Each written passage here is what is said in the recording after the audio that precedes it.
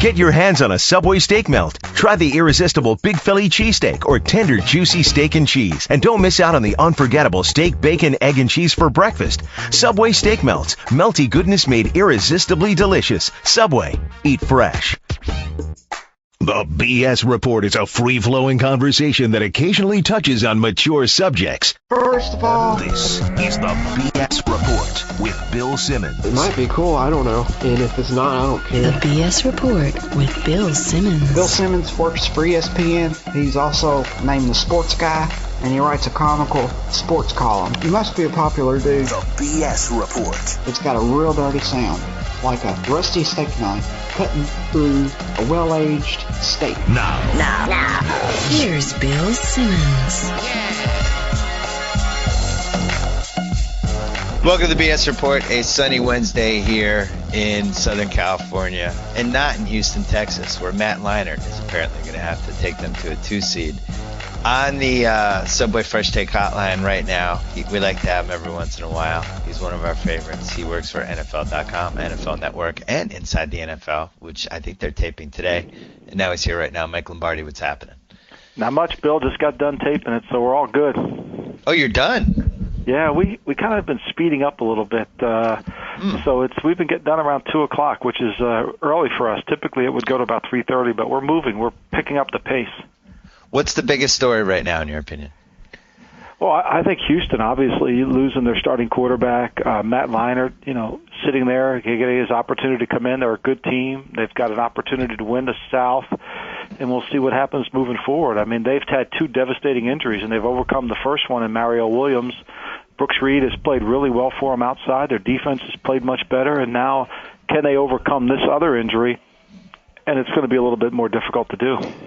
We've talked about this before on the podcast, that you can hit a tipping point with injuries. Usually, every team's got, 7, 8 key guys. You can miss maybe 2 of them. Once you miss 3, you hit that tipping point. Did Houston hit the tipping point here? Because they've already lost Mario Williams and Andre Johnson. They missed for 6 weeks. He's still not healthy. Yeah, and they've overcome Arian Foster's injury. Ben Tate comes in and plays really well. But I think this one's going to be more difficult because I think teams will be a little bit more cavalier in their approach of attacking the pocket, going after Leinart. They know he's going to be rolling out. Now all of a sudden, instead of the left tackle being the protection, Dwayne Brown's going to have to handle it. Now the right tackle becomes the most important guy in their offense. So things have to shift.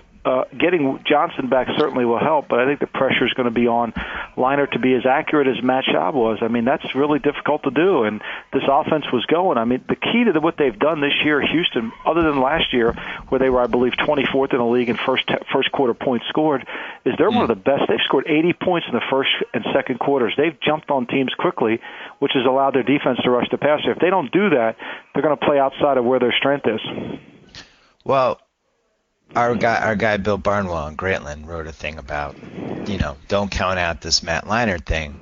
This is a guy that was really highly regarded coming out of college, obviously, who was accurate in college. And, you look at college stats and how they translate to the pro game. Usually the guys who are accurate in college tend to do better than the inaccurate guys, which is common sense, but at the same time, guys, teams judged by arm strength so much sometimes you forget that sometimes accuracy is the best thing. He has the accuracy.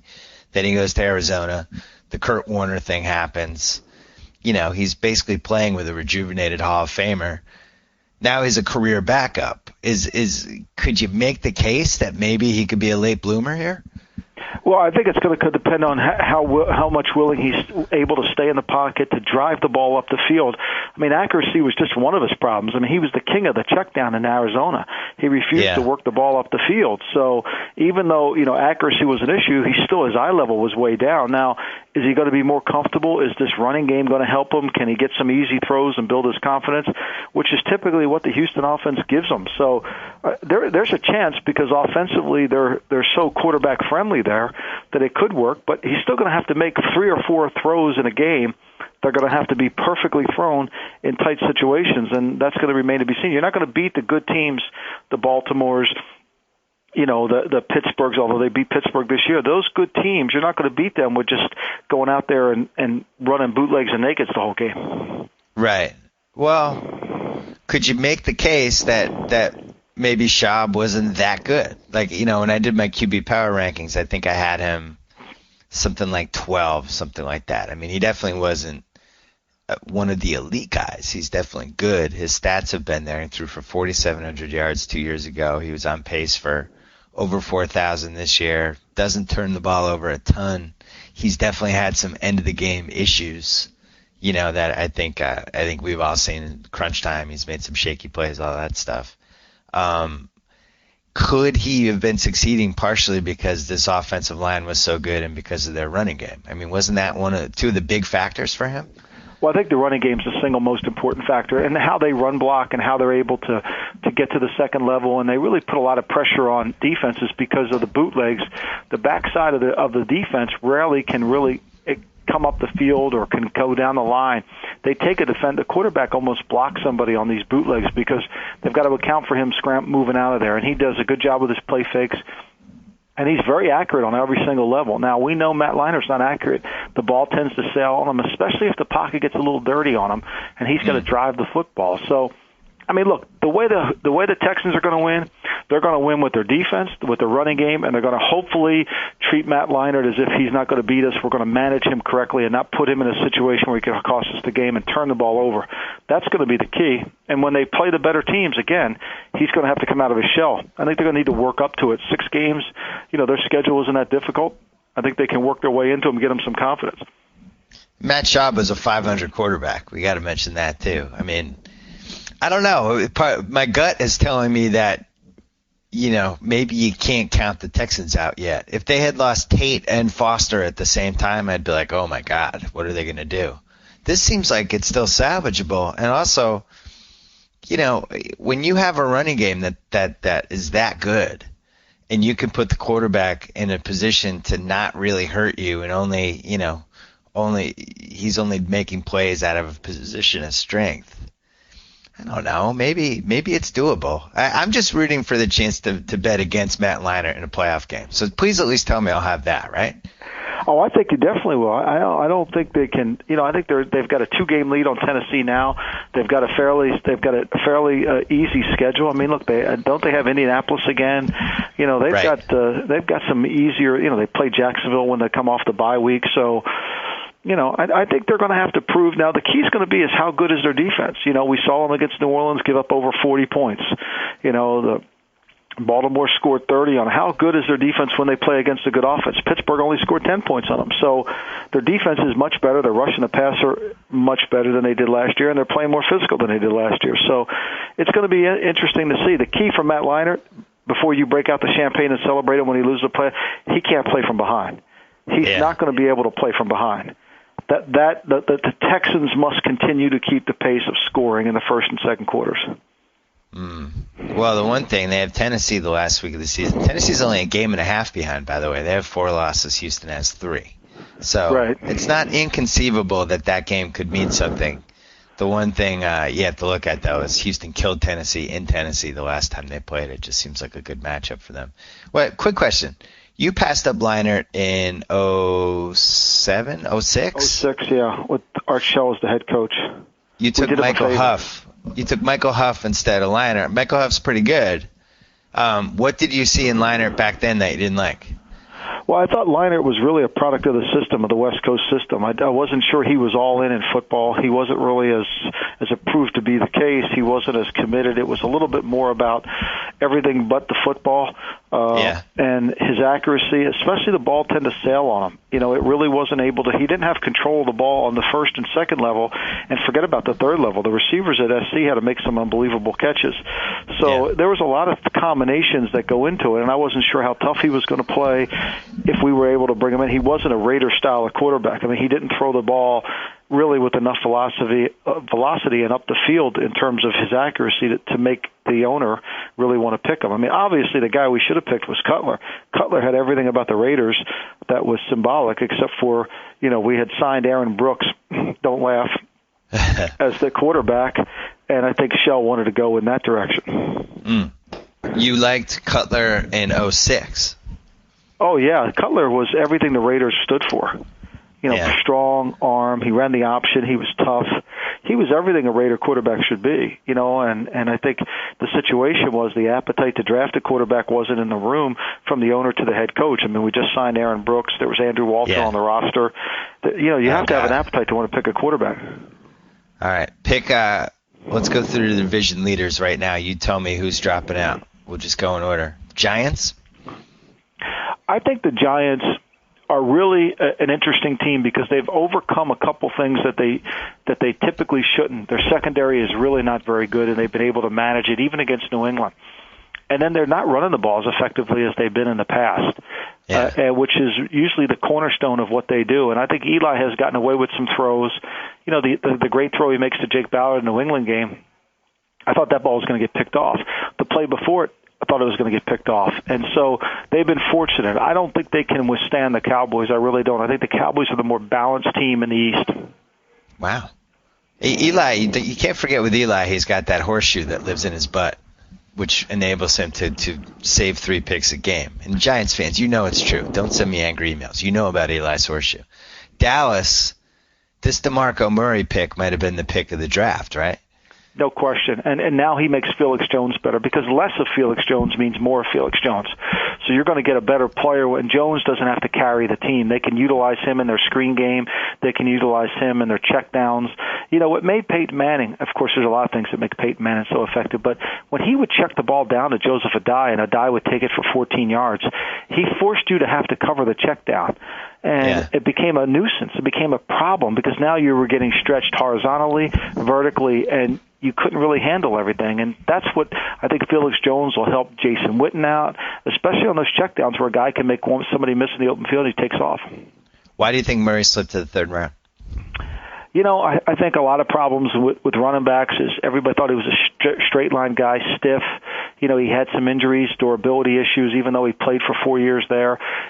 Running backs are very difficult to evaluate in terms of production as it relates to your offense. I think when you draft a running back, you better make sure you grade him running all the runs you run in your offense. You've got to make sure that the tape you're watching is running the runs you run. And what happens with the spread attack, it's very difficult because a lot of teams don't run those runs. So it's hard to see the guy in those situations. And you've got to be diligent and really go back to whether it's even high school, college, early in his career to run the runs that you want to run. If you're going to be a stretch team, you got to watch Ben Tate run the stretch at Auburn. If you're going to be a power team, you better watch him run the power at some place that you can see him. So it's very difficult to do that. And Murray just kind of slipped through the cracks in terms of his durability, and people thought he was a little straight line. I want to back you on this Dallas thing because, I picked them to win the division, all that stuff. But the only good win they've had so far is San Fran. I'd really want to see them. They got Washington this week. They're home for Miami next week. Then they're at Arizona. I don't think we'll really know what kind of team this is until week 14 when they're hosting the Giants on Sunday night. Is that fair? Yeah, I mean, but they played. I thought they played the Patriots toe to toe. That game could have gone either way.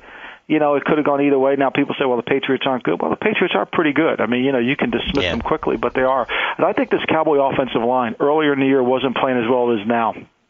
And also, Romo's healthy now. He's no longer wearing a flak jacket. He's completely healthy. They haven't played with Miles Austin. I mean, they've had so many injuries in their receiving core that even Larrent Robinson now has become a good player for him.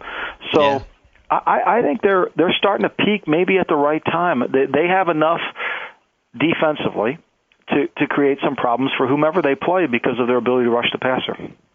The most underrated thing in this whole year, and my friend Hershey, who's a huge Giants fan, pointed this out to me a couple weeks ago. The Jason Pierre-Paul, who you loved coming out of the draft, Tuck and Ossie, basically it's a 3-man pass rush, and even though they have a crappy secondary, they can just rush the passer with 3 guys, and that gives them a lot of flexibility in the back. Like when you look at how well Eli's playing and how well those 3 guys can play compared to the other front fours in the league or whatever, don't you could really get to the Super Bowl with those 2 things, couldn't you? Yeah, no question. And I think if you're smart and you play it like that, now where I think New York has made mistakes is when they try to become a scheme game and try to blitz you a little bit. They got smart against the Patriots and said, look, we're not going to blitz them. We're going to rush 4 and let our rush get there. He's not going to be able to hang on to the football, and he's going to have to make throws that he's not really used to making.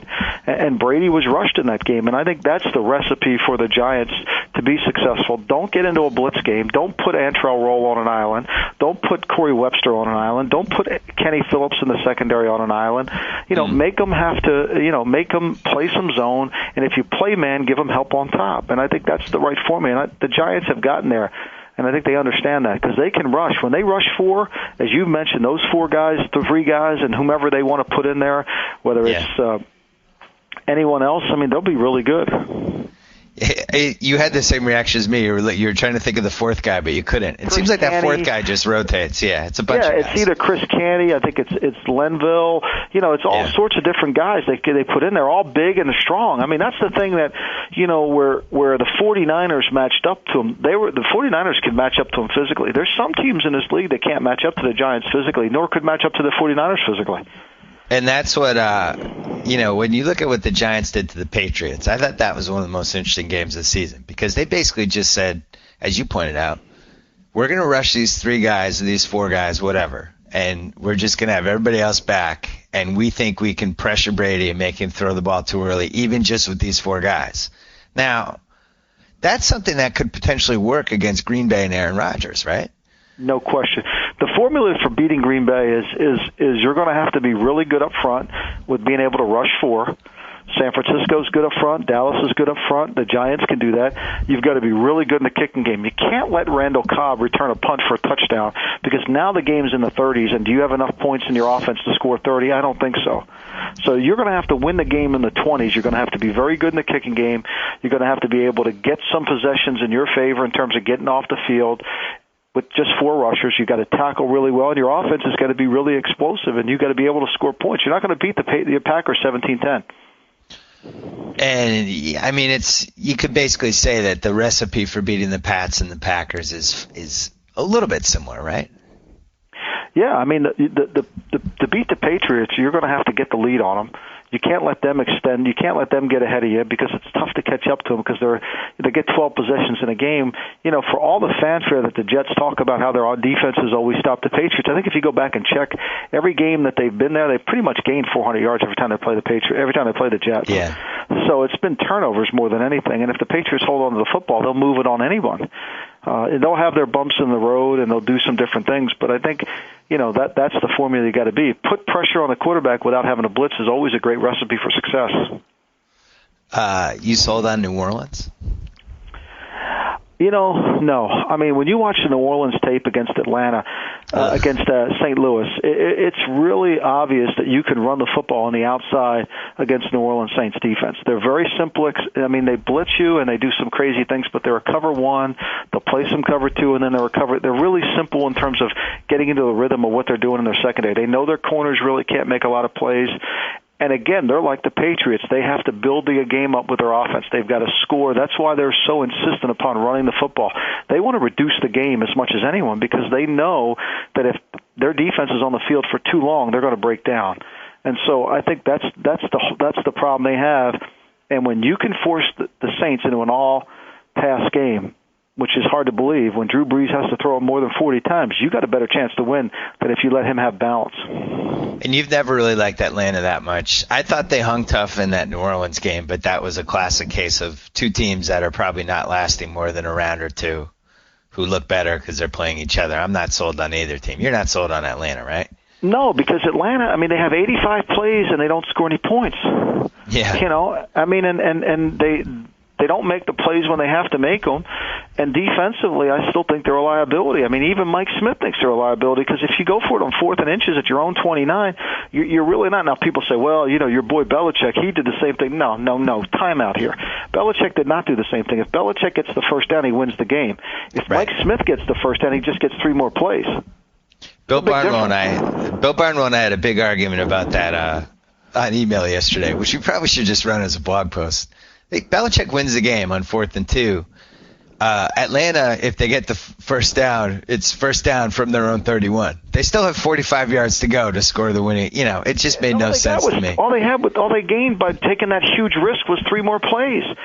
It's not worth the risk-reward factor. Wasn't worth it. I'm all for taking risk. I'm all for not giving Peyton Manning the ball back. I'm all for trying to keep Drew Brees on the sideline. But what was the reward you're going to get? 3 more plays? Yeah, and the other problem is when they crunch these stats and they say, well, 47% of the time that makes sense, and you can't. I just don't think you can calculate the exact situation. And I think the one lesson we learned from both of those plays was that each time the team ran the wrong play, they ran a really super conservative, safe play. The Patriots should just spread the field and done what they normally do and just have Brady do what he does, I would have been fine with it. They ran a terrible play. Falk ran 1.5 yards. He turned around. It was a quick pass. Like, a lot of things could have gone wrong. And then you watch the clip of that Falcons run. I mean, my God, the Saints had 10 guys in the line. I mean, seriously, you can count them. Like, they knew Atlanta's running left. Turner is going to run to the left. Let's put 10 of our guys to the left and we'll keep one guy back. And that's exactly what Atlanta did. Like, you can't tell me that's a good play. You just can't. I'll take it one step further. They took what we call in the league a Kodak. So basically, before the ball was ever snapped, the Falcons lined up in that formation, did exactly the same motion with Roddy White. The Saints called timeout. That's called a Kodak. So now they got it on tape. They looked at the film. They looked at the clip. The Polaroid, what we call them now, which is the video caption of it. Yeah. And they go back in the huddle and they say, hey, if they come back with Roddy White, this is what we're going to get. They come back with the same play. They didn't change the play. So they knew what was coming. And if you watch that play closely, White's in motion and he comes out. If he had just run, if they did play action, nobody's with him. He just runs, he's 40 yards open for a touchdown. But it was so clear what the Falcons are going to do. And I think that's the part that people forget when they're talking about the stats and the numbers make sense. It actually made 5% more sense for them to go for it. Not if you're running against a 10-man line that knows that you're running to the left. That doesn't make sense. And now if you basically give them a heads up that we're going to do it. Right, and I think that kills Atlanta's season too.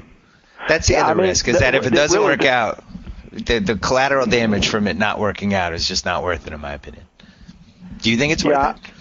I don't think it is, and I think defensively, look, they've lost some home games this year, which is typically they don't do, and which shows you there is some problems with their team. Right. So you're feeling. I mean, I haven't even asked you this yet, but I know the answer. I guarantee you like the Chicago Bears team. I do like the Bears because they're playing much better on defense. They can control the kicking game with vertical field position. Teams are stupid enough to kick the ball to Devin Hester. Don't ask me why after 12 touchdowns. I have no idea why we're not kicking it out of bounds. Yeah. I mean, fire the punter. I mean, hire the worst punter you can that week and make sure he kicks it out of bounds. And I think Cutler's got a swagger about him, and they're running the ball. Matt Forte's playing really well. Their offensive line has gone on the road and won in Philadelphia against this great Philadelphia pass rush, and they couldn't sniff near the quarterback. So I like what they're doing. Their defense is playing much better. They benched the safeties. They're getting better safety play now, and their defensive line is starting to play really good. So they're a team that has always given Green Bay problems because of their discipline within their defense, and they can do some things offensively. So, they know they can beat. I mean, the Bears players think they can beat Green Bay. That's a huge plus for them. And last week, I wrote about this in my column last week. Last week they were 25-1 to win the Super Bowl. Now 20-1. But for some reason, people just not totally buying this Bears team. And I look at them, and I think they have a top 10 quarterback. I think they have a top 10 running back. I think they have a defense that can do some stuff. Like, they can rush the passer. They can lay the smack down. They have the best special teams. They have a coach who, why doesn't Lovie Smith get more praise, in your opinion? Well, I think because he doesn't play chess with everybody. I think he kind of plays what he does. He has his couple blitzes. He's a little, vanilla is never a popular thing. It doesn't go over well. So he kind of has a vanilla style approach to his defense, but it's successful. I think the other factor that we're missing here in this strike season, where no training camp and really no off season, is there is an element that teams are going to improve. There is an element that teams that practice are going to get better, and there's certain areas of your football team that are going to get better. For example, the Niners' offensive line, from the time they played New Orleans in the preseason to where they are now, it's light years better. They've improved so much more. The Bears' offensive line has improved so much more. The Patriots' defensive line has improved so much more. So there's huge room for improvement, and you've got to factor that in before you write off a team. And kudos to you for calling out Mark Anderson before the season as somebody you liked. Him and Andre Carter in that Jets game were remarkable. But I want to go back to the NFC for 1 second. San Francisco. Are you buying as a 2 seed? Like, obviously they'd have to win one home game and then go into Green Bay and beat Green Bay, unless Rodgers gets hurt or something. You buying this? Yeah, San Francisco is one of those teams that they're a tough out. They're not going to change how they play. They're going to play their game's good in cold weather, hot weather, doesn't matter. I mean, they're not going to try to. They know who they are. They're not going to try to drive up to the first tee and try to hit it 400 yards. They know that the best thing they do is run the football, play physical. They don't mind punting because their defense is really good, and they feel like the longer the fight goes, they're the stronger and tougher team, and they'll win. So I am buying them. I think they're a tough out. I think that you have to be able to play the Niners. You've got to be able to start fast and stay strong the whole game, and you've got to be able to match up to them physically. Like, they come back here to Philly, and they just physically wore Philly down as the game went on. Now, Philly missed field goals at the end of the game, but then they go play Washington, and it wasn't even a fight. They're just so strong up front with their defensive line, their ability to rush the passer. They can give the Packers as much trouble as anybody because what we talked about earlier, Ted Ginn's an outstanding return guy. They can run the football effectively, they can reduce the game, and they can rush the passer. That's a pretty good formula to beat the Packers. Yeah. Well, let's say Harbaugh goes to Miami. Let's say they just say screw it and offer him $55 million for 5 years, something like that, and he's the Miami Dolphins coach right now. What's his record? Oh, I think I think he could easily be 6-3. I mean, really? Miami's not Miami. Because one thing you can't underestimate is the level of toughness he brings to the team. The team has adopted his personality. Good coaching is look. We are now in a coaching league. It's just no denying it. You can talk. Look, the Eagles are proving this right now. They can talk about dream team all they want. It's a coaching league, and you've got to be able to have a sense of toughness with your team and a sense of purpose with your team and define who you are as a football team. And one thing about Harbaugh, he has no problem defining who he is. He's not really caught up in the fact that he wants to go in there and change who he is. He's going to define himself by power football. Bo Schembechler's his idol. He's a Big Ten team. So, Big Ten teams are tough. They're not going to beat themselves. I mean, look at Miami. Where have they lost games this year? They've beaten themselves. And Miami's the best bad team. No, Miami should they've been in be every 4 game. and 5. They should be 4 and 5. They should have beaten Cleveland, and they should have beaten Denver. I mean, now I know woulda, shoulda, couldas, but the reality of it is, you watch that tape and you turn it off and you say they had no business losing that game. They gave games away. They really went toe-to-toe with the Giants, too, which was when, that's when people should have realized they were good. I was a week late. I picked the Chiefs the following week, and then that's when I realized Miami was good. But they had been quietly good for a few weeks. I don't understand, though. We all knew Harbaugh was going to be a good coach, right? Was anybody in the minority and saying, no, this guy's going to be overrated? Like, we all knew, right? Well, everybody gives you that, he's a college coach. He'll have a hard time. He hasn't been in pro football since 2002 and yada, yada, yada. But, I mean, I think really that's a lot of, that's really not reality because he's going to learn the game. He's going to spend the time to study the game. And, sometimes, and he's adaptable to what he wants to do. And I think if you have those qualities, you're going to change and you're going to be able to fit yourself into the team. The one thing you can't take away is their toughness, and they are tough. He signed a 5-year, $25 million contract, which when you think of all the dumb contracts that get handed out and what some of the players like cornerbacks and wide receivers, like Sidney Rice makes more money than him. Why aren't we overpaying for coaches at this point in the NFL? Why is this the last sport that's doing that? Because we have a mentality that's a mom and pop mentality. We go back to we've forgotten that the game is about the coaches, not necessarily always about the players. And the game has moved. The evolution of this game has moved into more about coaches and their intellectual capacity to change and adjust.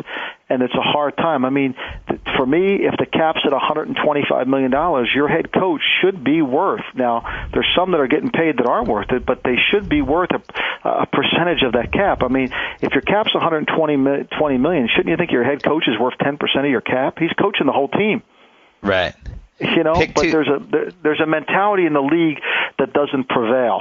You know, look, and you could say, well, you know, Daniel Snyder, he has no problem paying coaches. He hired Mike Shanahan.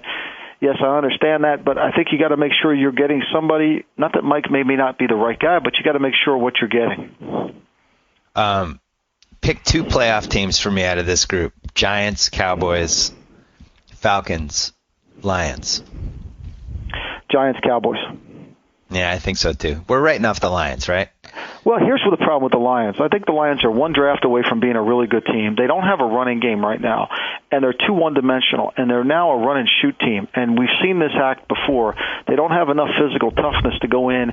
They need to put Matthew Stafford under center more so he has some easier throws, so the burden of responsibility doesn't always lie with his arm. And what happens to teams that can throw the ball effectively? We saw it with the Saints in 2007. We see it with the Patriots at times. They get so caught up in being in spread shotgun that it's easier to run Y option to get 3 or 4 yards when you have to have a physical sense of toughness to win the 3rd and 1s and win the 4th and 2s.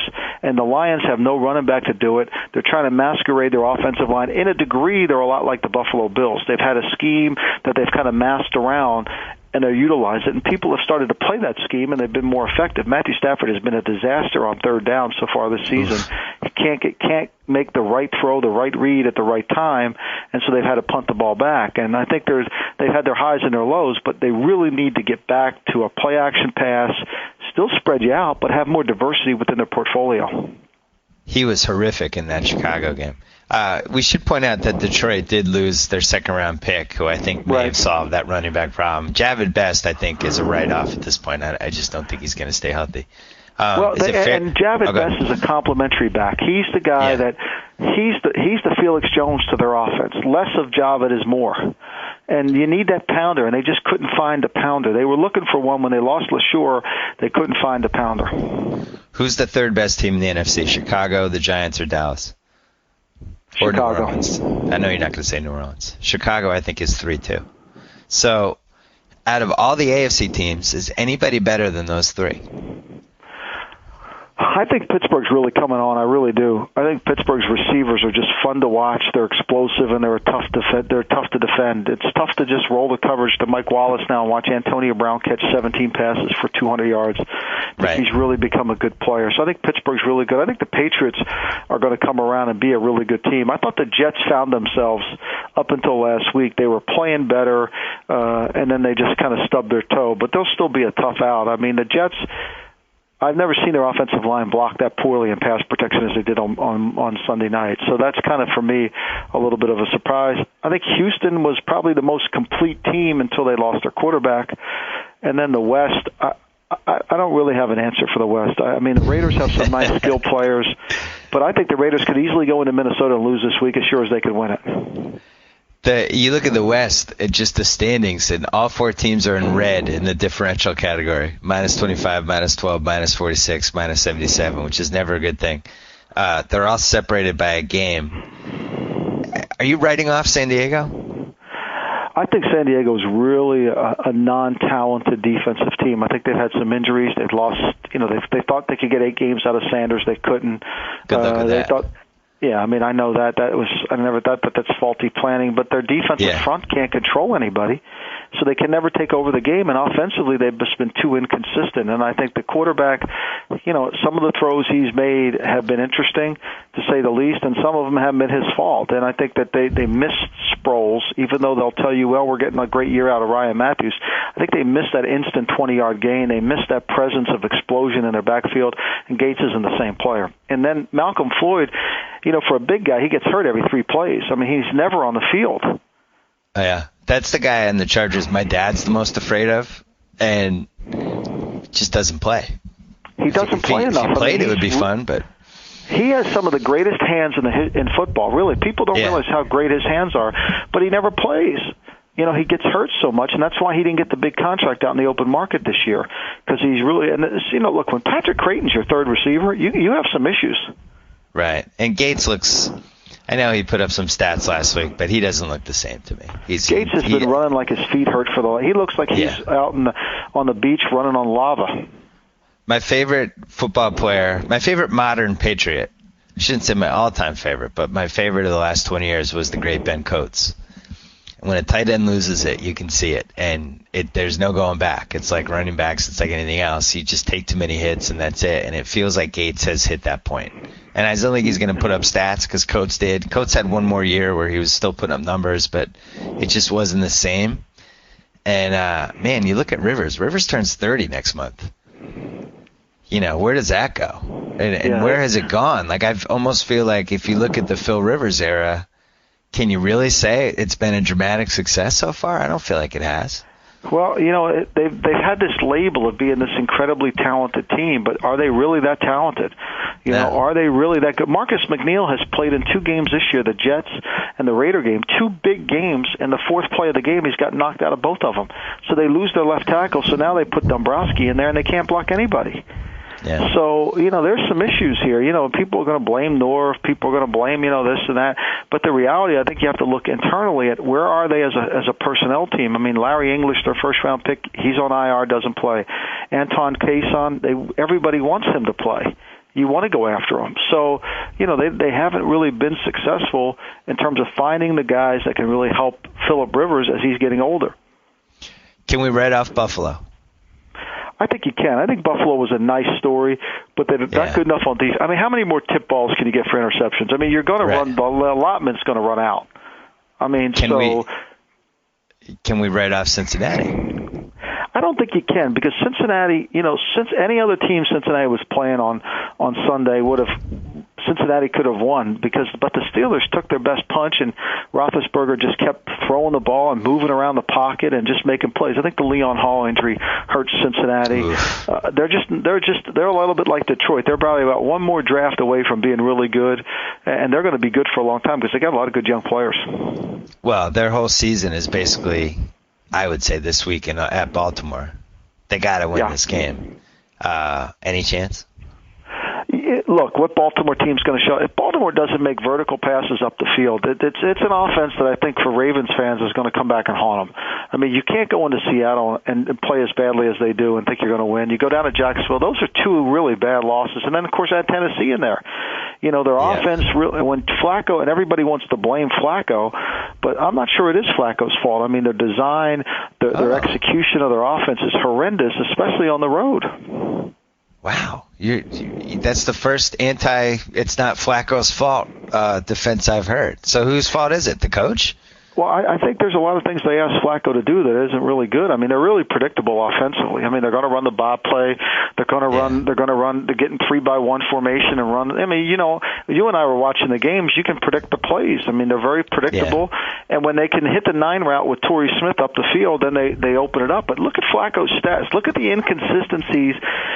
Against the Jacksonville Jaguars, he averaged 3 yards per pass attempt. Against the Seattle Seahawks, he averages 4. Good offenses by design aren't that inconsistent. There's something wrong there. You can blame Flacco, but let me tell you something. Flacco's performance in the 2-minute drive against Pittsburgh is as good as it gets. He put some balls. He threw some of those receivers open. They weren't open. Right, and maybe that he was so good on that one drive that it masked the bigger problems there. Yeah, I think, look at what they've done. In the second half, I mean, they're behind against Arizona, and it's the second half of him being in shotgun, throwing the ball all over the place that won the game for him. And then they come back the next week, and he has to get in shotgun and throw it all over the place to beat the other factor about Baltimore is they got an opportunity on third. They got Seattle in a 3rd and 20, can't get off the field. They've got Seattle with the ball back with, I think, 4 minutes to go in the game. They can't stop them from getting a first down. So something's, they're not a complete team. I know everybody wants to, after they beat, they're a little bit like the Jets. They thought that once this one game was going to mean the season, and there's still 7 to go. Rex Ryan was talking about the New England game being the season, but the reality of it, there's still 7 to go. The Jets could easily come back and win the East if they play well, and New England stubs their toe. Yeah, the Baltimore's trailed late in their last 4 games. Jacksonville, Arizona, Pittsburgh, Seattle. 3 of those are on the road, but it does make me wonder. You mentioned about the lockout and teams getting better as the season goes along that can practice, stuff like that. We said before the season that maybe there are going to be a couple veteran teams that have their core in place and their coach who's been there for a couple of years and their quarterback where they know who they have with him, that we're going to start out strong and then maybe fade as the season went along. Could Baltimore be that team?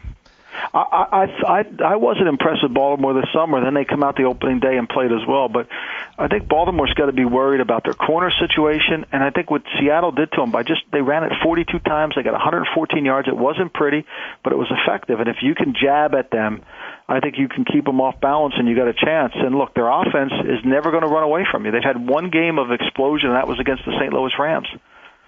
Speaking of that Seattle game, is Tavares not bad, or am I crazy? Hey, he played well. As much as I've killed Seattle this year and whenever I've written about him, he's played well. They've managed him much better.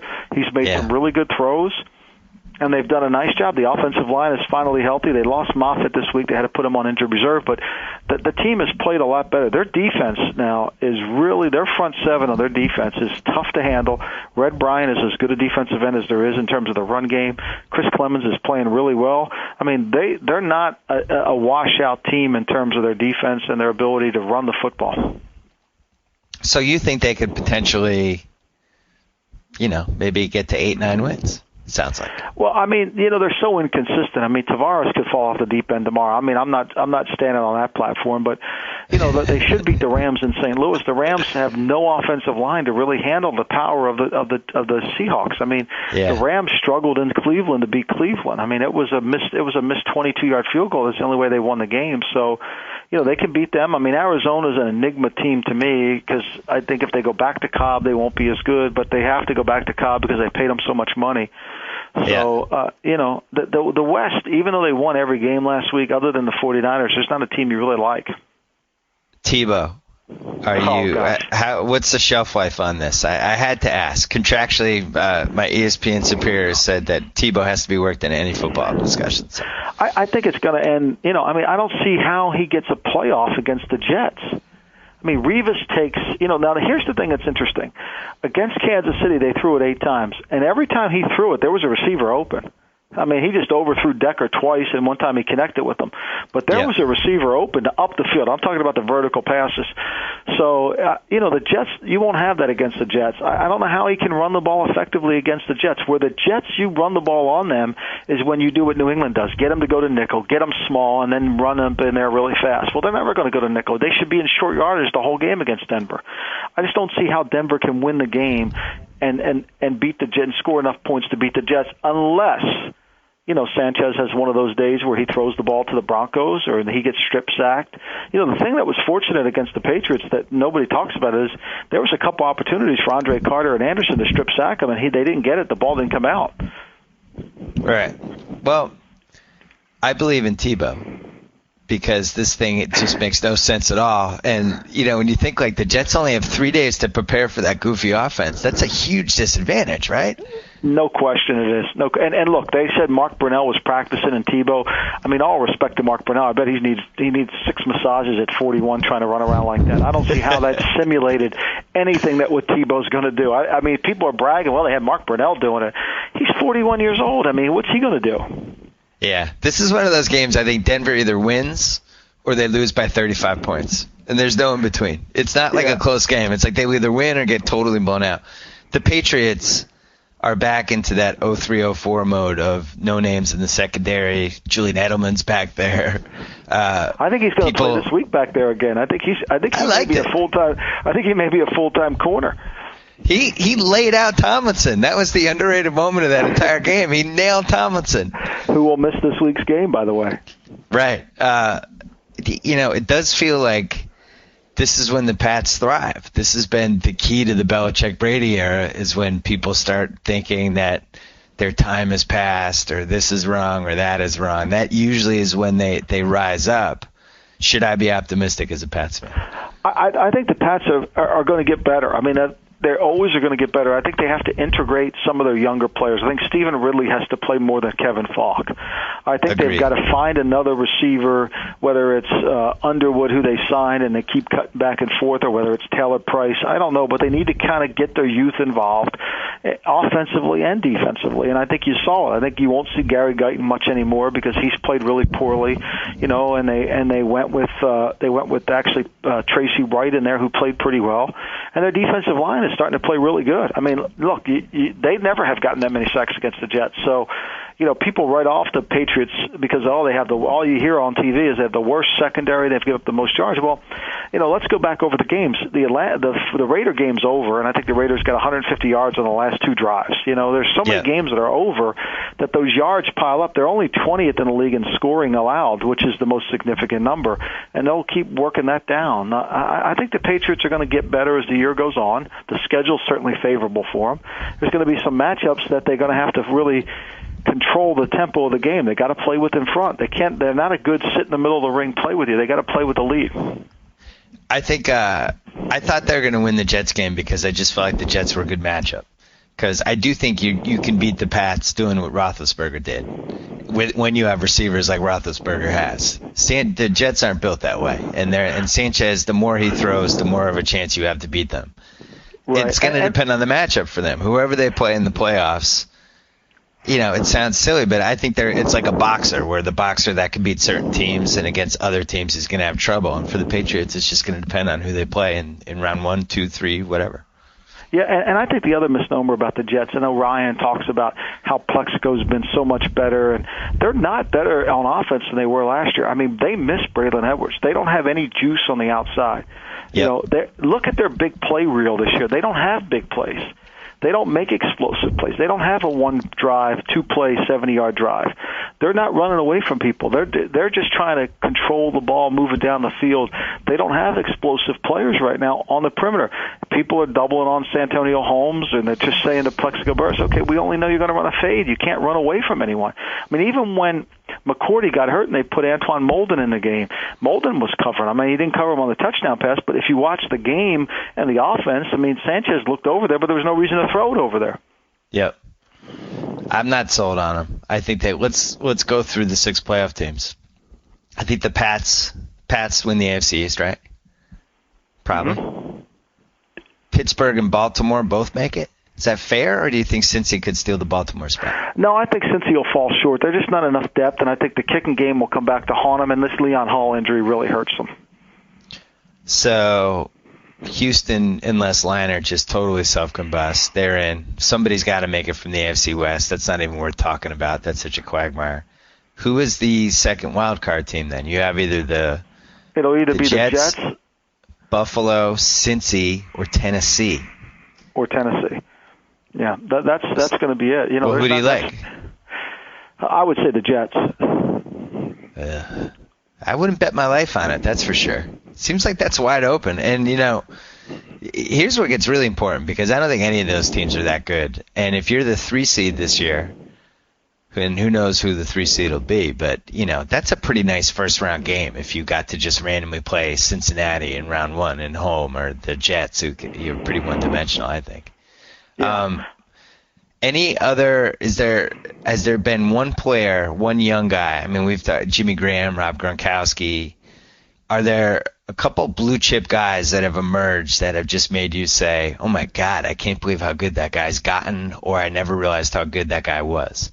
Well, I think Antonio Brown's one of those guys that jumps off the tape. I mean, Gronkowski and Jimmy Graham both are great. I mean, they really are. I think Randall Cobb has really shown up in Green Bay. Wow, he's impressive. He does some incredible things.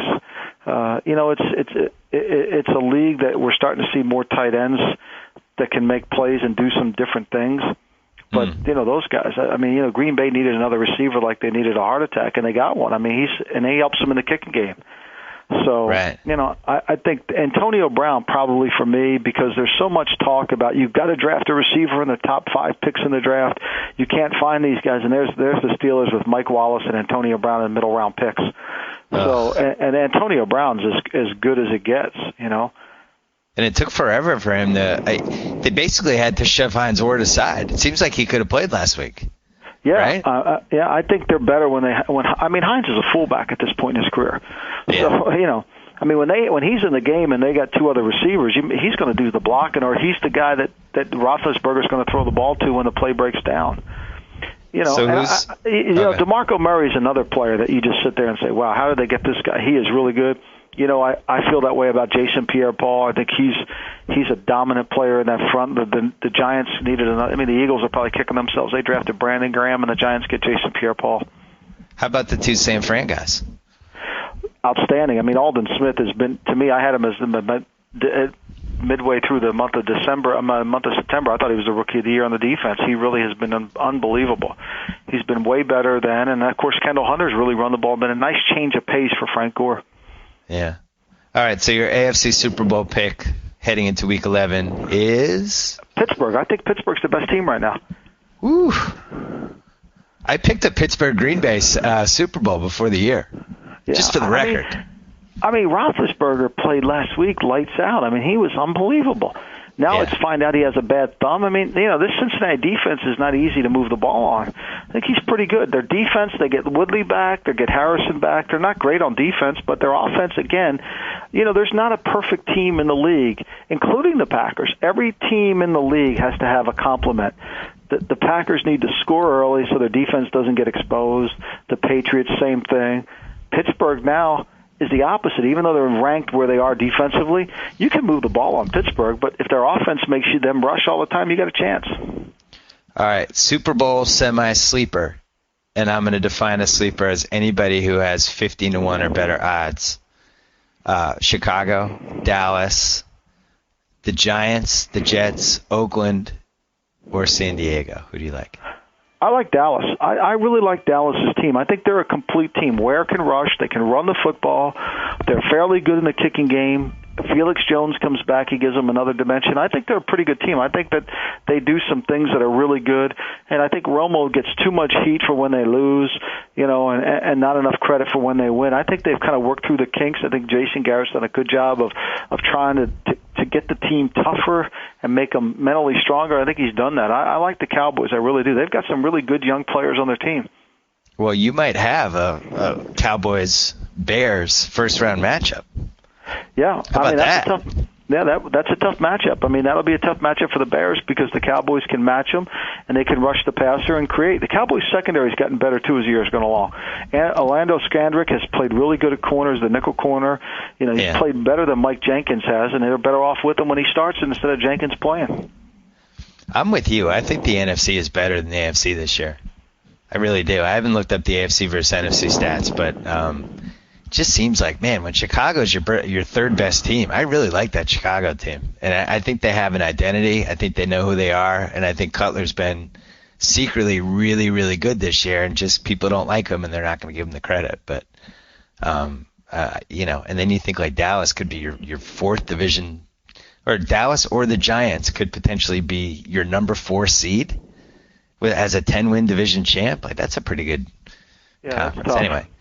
Mike Lombardi, we will read you on NFL.com. We will see you on NFL Network, and we will see you at my house on Sunday, hopefully. I hope you come by. I can't wait. I'll bring the donuts. All right. Talk to you. All right, Bill. Thanks.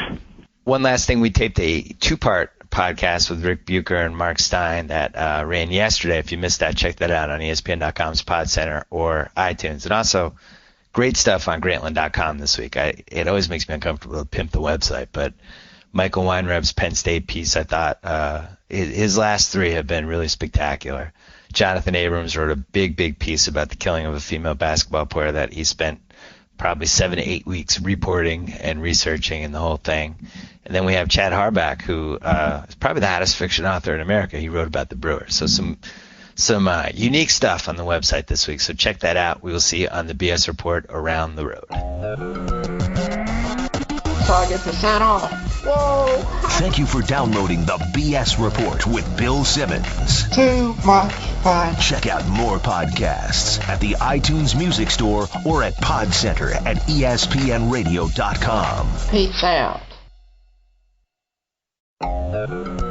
You laughed, you cried, you cranked up the volume to your neighbors call the cops, and now it's all over. But Bill will be back another day with another dose of the good stuff. Until then, get some more good stuff at Subway restaurants, like the Mega Meaty Big Philly Cheesesteak, or try one of the other tender, juicy Subway steak melts, like the mouth-watering steak and cheese or the Melt-delicious steak, bacon, egg, and cheese for breakfast. So head to Subway today and treat your taste buds to some fresh toasted flavor. Subway, eat fresh.